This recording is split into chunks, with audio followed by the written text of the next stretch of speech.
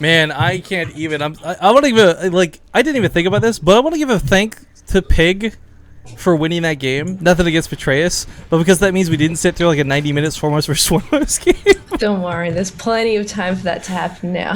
Yeah, it's cool. I mean, that game really showcased the potential of what these guys are capable of. I mean, that was some really high-quality Zerg play that you really don't get to see a lot because it's so hard to get to that stage of the game, to find someone you're so evenly matched against, that's where the game goes. At any rate, spawning here in the top right corner of the map, it's going to be Root Gaming's Petraeus. And before you introduce the other guy, sorry, I forgot to update the title of the stream. Thank you for reminding me, guys. Petraeus versus Pig. We'll just chill a minute while Pig gets organized before I introduce him. Oh, Comboy 8. I'm sorry, I totally forgot to add your thing to the overlay. You got the in-game shout out. How much better is that, right? Comboy 8. Let me go do that while we're actually waiting. So that actually puts us at 9. Oh my god. Oh my god. You guys are so generous. It's so ridiculous. 19 subs for the month. Just we're on a pause here. We'll do the introductions in a sec. I want to add Comboy 8 to the overlay because I totally forgot to do that. I totally spaced on it.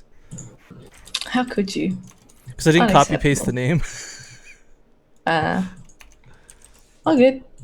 All right. All good. Tidy that up later, guys, because it looks like Pig just needs some moments. All right. Let's go. Let's do it. Come on. Okay. Pig. Game resumed. All right. In the bottom left-hand corner from Team XL5, it's a blue Zerg that's hopefully not lagging anymore. It's Pig. I hope you guys got your bets in on time, too. It's a pretty close race. I don't know who's going to take this series, but... You know, Pig's up 1-0 at the moment. Does give him a very distinct advantage. The nice thing, though, for both of these players, again, I want to remind everybody, this is a double elimination tournament. While this is the finals of the winner's bracket, even if they go out right now, they can still come back. Yeah, had he was spamming. Notorious MACK in the chat that got timed out. It shouldn't have been. For those of you that don't know about it, Pigs fans usually spam chat with Notorious PIG. Yeah. No, the spam's cool with me, but the bot's going to pick up on it and get mad. I can't stop that, so... Oh, right. I think it's just a timeout, though. It's not like a ban or whatever, so, I mean, if you want to try it again, go for it. You have my blessing. Like, we're all about spam and supporting players and yelling and shouting with caps, because we want you guys to express your emotions. We want you to let us know. Like, it's so nice for us as casters to not have to read chat, but be able to glance over and see, like, root for root spammed or something like that. Or, of course, the ace cates that we saw before that were really awesome. But Petraeus, again, I don't know if he is statistically better than Pig or not. But, again, the few Masters Cups I cast from time to time, when it does boil down to these two, it does feel like Petraeus is the one that's in the finals and not Pig. So, it's, for me, really nice and refreshing to see Pig actually come out ahead. But that doesn't necessarily mean he's guaranteed to win this best of 3.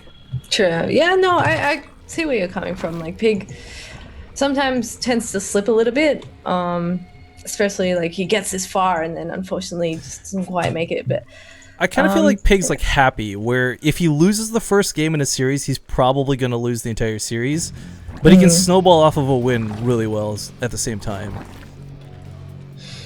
Yeah, I don't know. I mean, there's been some days where Pig is actually just like so crazy switched on and in the zone that it is unstoppable. He channels inner Korean. Yeah, pretty much. And that's the kind of thing that makes me say I can never really say like Petraeus is favored over Pig or Pig is favored over Petraeus. Petraeus may be a little bit more consistent. I don't know. Maybe it's a mentality thing. I can't really say, but yeah, we'll see who takes it. This is about as mirrored as it gets, by the way. Out of control, out of timings, out of speed, out of the lings even going the same different directions, splitting.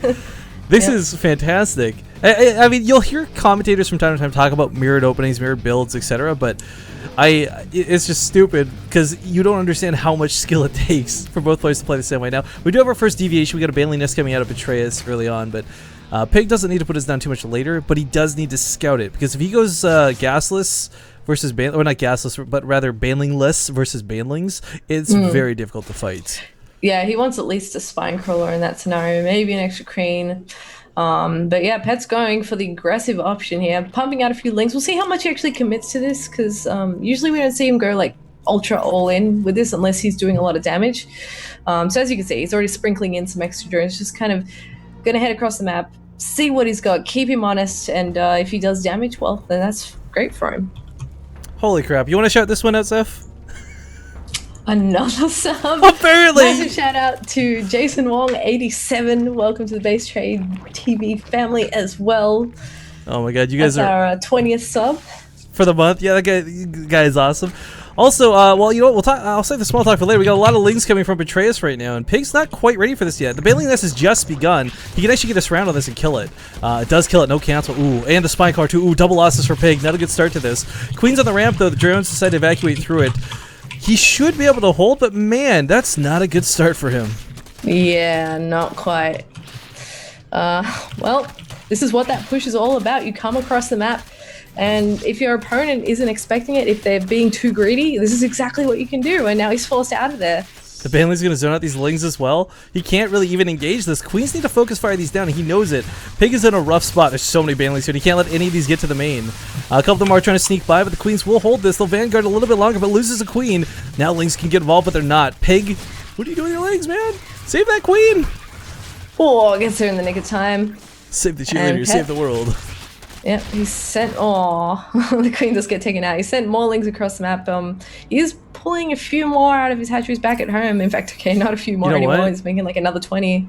Not a bad hold though. 3 workers down, and he didn't have a single Baneling to defend with. He lost his Baneling Nest. He lost his Spine Caller. Yeah. Pig defended that really nicely, but it's not over yet. Yeah, the other thing is that he got a Queen. So basically, Pet's just gonna have more stuff at the moment.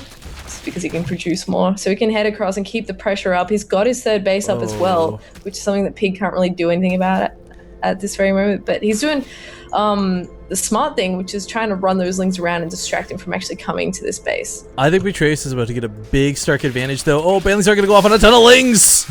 Pig loses a lot of the defense right here, but with that Carapace completing up, Pig's actually not going to be able to contend with his own Banelings. Carapace is going to be huge, and oh, they get to the mineral line. Drones do not die, but still Petraeus has the upper hand at home. Pig did not cause enough or any damage across the map. That Queen still stands.